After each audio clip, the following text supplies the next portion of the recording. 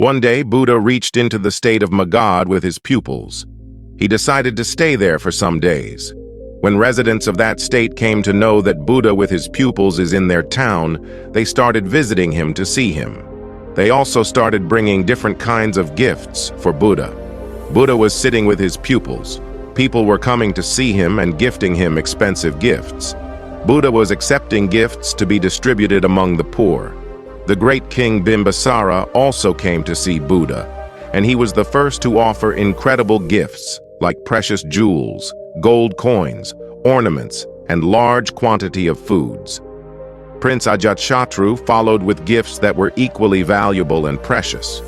Buddha was sitting amidst his pupils and accepting gifts by gesture of raising one hand up. Some and other rich citizens and merchants also came to see Buddha with many expensive gifts. Buddha again received them with gesture of raising one hand up. Many kings, nobles, and merchants presented gifts to Buddha.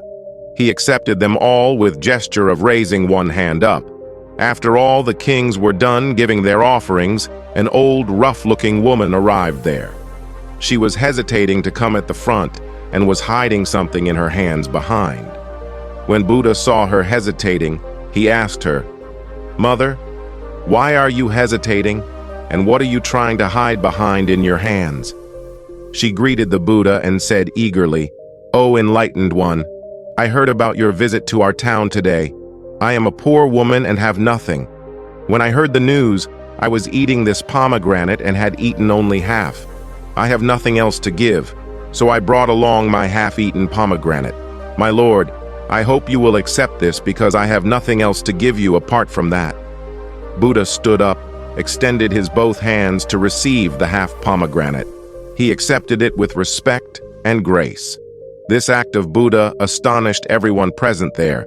Some of the kings even felt offended, but they were reluctant to ask it to Buddha.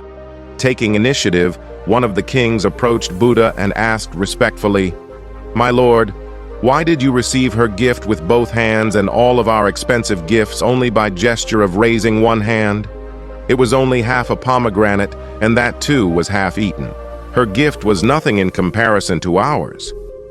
What was special in her gift that you stood up and received her gift with both the hands?"